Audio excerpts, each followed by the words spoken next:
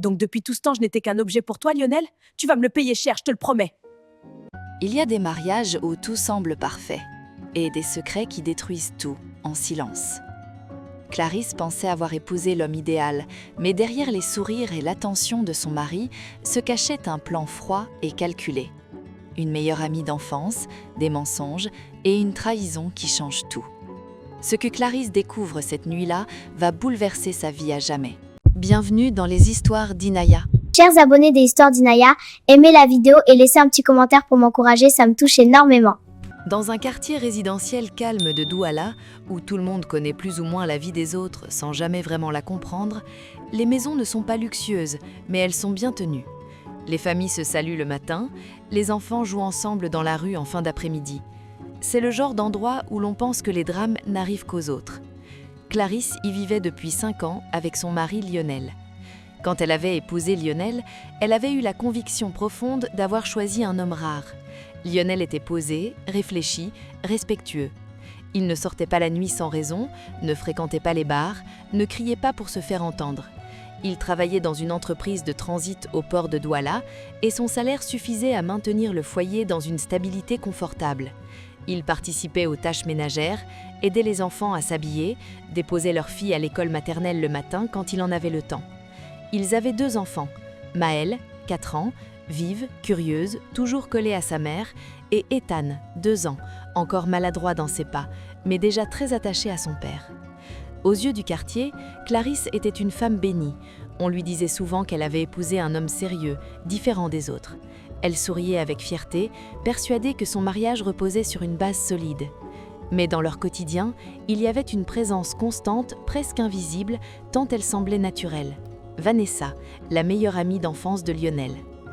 Vanessa connaissait Lionel depuis le collège. Elle avait grandi avec lui dans le même quartier à Yaoundé avant que leur famille ne déménage à Douala. Elle connaissait son histoire familiale, ses échecs, ses ambitions. Quand Clarisse était entrée dans la vie de Lionel, Vanessa était déjà là, comme une pièce du décor que l'on ne peut ni déplacer ni ignorer. Au début, Clarisse n'y voyait aucun danger. Vanessa était élégante, posée, toujours bienveillante en apparence. Elle appelait Clarisse « ma sœur » et s'intéressait aux enfants. Elle venait souvent à la maison, apportait des petits cadeaux, conseillait Clarisse sur certaines décisions. Lorsqu'il y avait un désaccord dans le couple, Vanessa intervenait presque naturellement. Quand Lionel et Clarisse se disputaient, Lionel quittait parfois la maison pour « prendre l'air ». Clarisse savait qu'il appelait Vanessa. 1 heure plus tard, il revenait calme, prêt à discuter. Parfois, c'était Vanessa qui appelait Clarisse pour lui dire de faire preuve de patience, de comprendre la pression du travail, de ne pas dramatiser. Avec le temps, Clarisse a commencé à remarquer une dynamique étrange. Lorsque Vanessa parlait à Lionel, il écoutait avec une attention presque solennelle. Quand Clarisse exprimait un besoin important, il avait tendance à hésiter, à reporter la décision, à chercher des excuses. Pourtant, il suffisait que Vanessa évoque le même sujet pour que Lionel change d'avis, comme si l'idée venait soudainement de lui.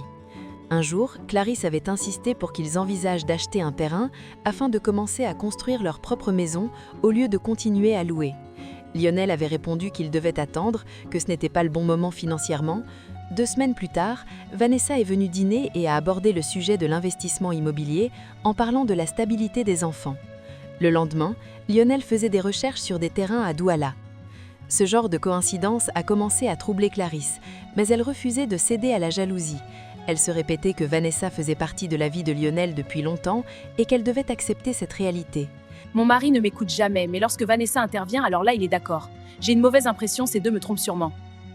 Ce que Clarisse ignorait, c'est que son mariage n'était pas né d'un simple amour spontané. Il était le résultat d'une décision mûrement réfléchie.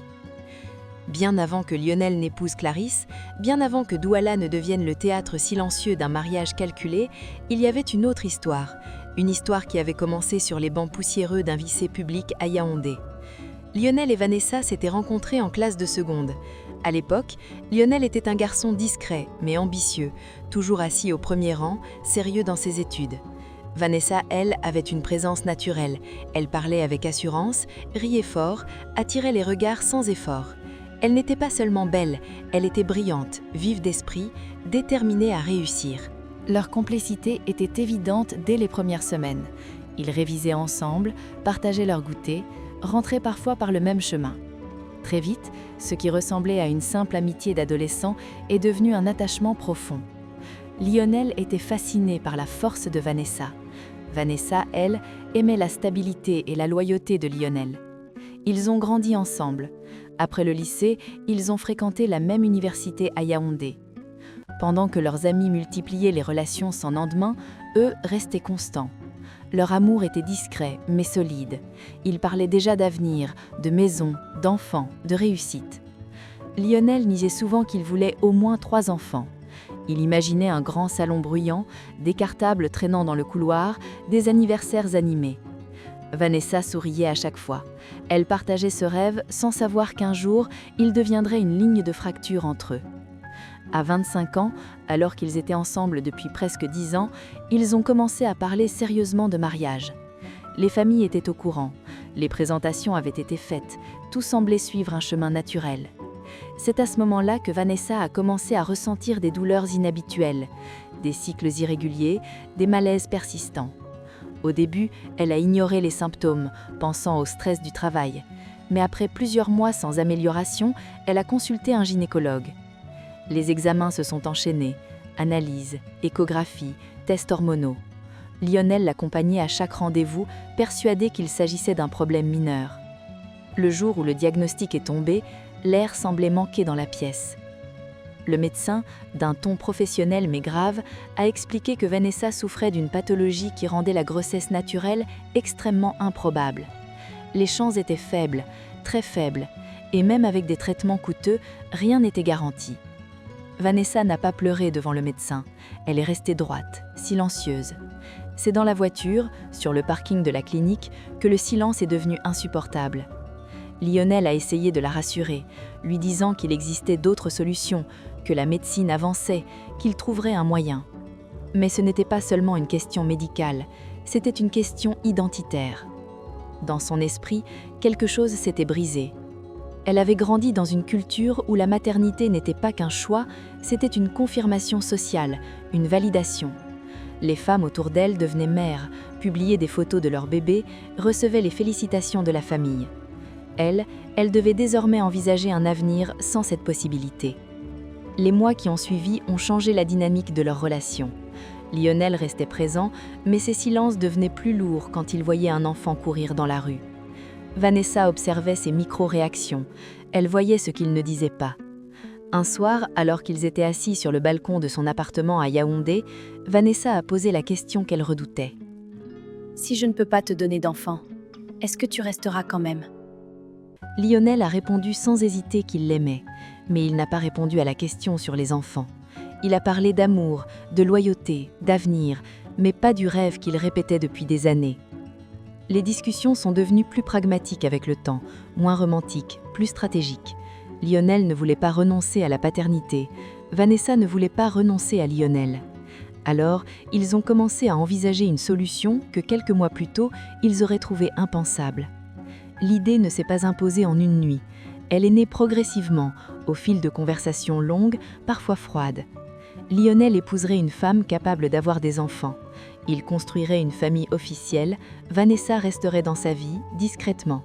Une fois que le nombre d'enfants désirés serait atteint, il divorcerait et l'épouserait. Ils ont rationalisé cette décision. Ils se sont convaincus qu'il ne faisait de mal à personne, que la future épouse aurait malgré tout une vie confortable, un mari présent, des enfants. Ils ont transformé une trahison anticipée en compromis acceptable. Quand Lionel a rencontré Clarisse quelques années plus tard à Douala, Vanessa a observé. Elle a posé des questions, elle a évalué. Clarisse était douce, sérieuse, issue d'une famille stable. Elle correspondait parfaitement au rôle qu'ils avaient imaginé. Et c'est ainsi que bien avant que Clarisse dise « oui » devant leur famille réunie, son mariage avait déjà été intégré dans un scénario écrit à 2 mains. Pendant 5 ans, ils ont joué leur rôle avec une précision glaçante. Clarisse, de son côté, commençait à ressentir un malaise diffus. Elle ne pouvait pas expliquer cette impression d'être parfois mise à l'écart dans son propre foyer. Un soir, alors que Lionel et Vanessa discutaient dans la cuisine, Clarisse a entendu une phrase prononcée à voix basse. « Ah, encore un peu de patience, on approche du but. » Cette phrase l'a poursuivie pendant des jours. La vérité a éclaté une nuit où Lionel, épuisé, s'est endormi sans verrouiller correctement son téléphone. Clarisse ne l'avait jamais espionné avant, elle se considérait au-dessus de cela. Mais cette nuit-là, poussée par une intuition presque douloureuse, elle a pris l'appareil. Le code était la date de naissance de Maël. En ouvrant la conversation avec Vanessa, elle s'attendait peut-être à découvrir une complicité déplacée. Elle ne s'attendait pas à tomber sur des années de messages méthodiques, des discussions sur le calendrier, des échanges datant d'avant même leur mariage.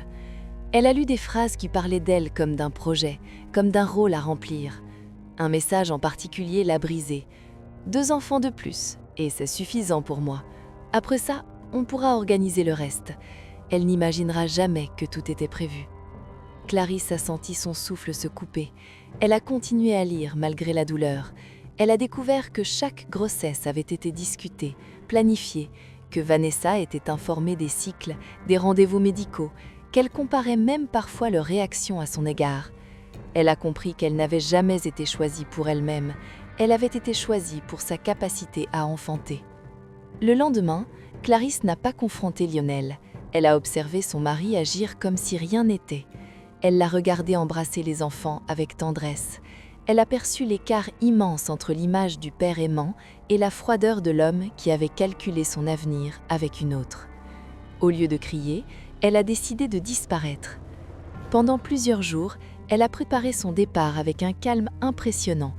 Elle a rassemblé les documents des enfants, retiré discrètement une partie de l'argent commun, contacté une tante vivant à Bafoussam sans révéler tous les détails. Elle a effacé ses traces numériques, changé ses mots de passe, supprimé certaines photos des réseaux sociaux. Une nuit, alors que Douala dormait sous une pluie légère, Clarisse a habillé Maël et Ethan en silence. Les enfants, on s'en va de cette maison. Sachez que je choisirai toujours votre bonheur avant tout. Elle a pris un taxi à 3 heures du matin, direction l'agence de voyage la plus proche qui ouvrait tôt pour les départs interurbains. À l'aube, elle avait déjà quitté la ville avec ses enfants. Lorsque Lionel s'est réveillé, il a d'abord cru à une simple sortie matinale, puis il a remarqué l'absence des vêtements, des dossiers, des passeports. Son cœur s'est affolé. Mais pourquoi ma maison est vide? Où est passée Clarisse et les enfants? Il a appelé Clarisse, encore et encore. Son téléphone était éteint. Il a parcouru Douala comme un homme traqué par sa propre peur. Il s'est rendu chez les parents de Clarisse, chez ses amis, à l'école de Maël, aux hôpitaux, aux gares routières. Il a déposé une main courante, prétextant une disparition inquiétante. Mais Clarisse avait anticipé ses réactions. Elle avait choisi un endroit où il ne penserait pas chercher en premier. Dans sa panique, Lionel a appelé Vanessa. Il espérait du soutien, un conseil, une solution. Mais pour la première fois, Vanessa a vu Lionel sans contrôle, désespéré, incapable de maîtriser la situation. Elle a compris que le plan, si minutieusement élaboré, venait de s'effondrer. Sans les enfants, sans la stabilité apparente, tout devenait fragile. Elle a vu en Lionel un homme prêt à sacrifier une femme pendant 5 ans pour satisfaire son désir d'héritage. Elle a imaginé ce qu'il pourrait être capable de faire si un jour elle ne correspondait plus à ses attentes. Quelques jours plus tard, Vanessa a cessé de répondre à ses appels. Elle a quitté Douala pour un contrat professionnel à Yaoundé et a coupé tout contact avec lui. Lionel s'est retrouvé seul, au centre d'une maison vide, confronté à l'écho de ses propres décisions. Et, quelque part, loin de Douala, Clarisse reconstruisait sa vie, non pas comme une femme abandonnée, mais comme une femme qui avait refusé d'être le maillon d'un calcul froid. À sa place, qu'aurais-tu fait ? Il faut savoir que certaines trahisons ne sont pas des erreurs impulsives, mais des projets silencieux, et que parfois, la plus grande force n'est pas d'affronter le traître, mais de lui retirer l'accès à ce qu'il pensait posséder. C'était votre conteuse dans les histoires d'Inaya. Si cette histoire t'a marqué, alors laisse un like et abonne-toi.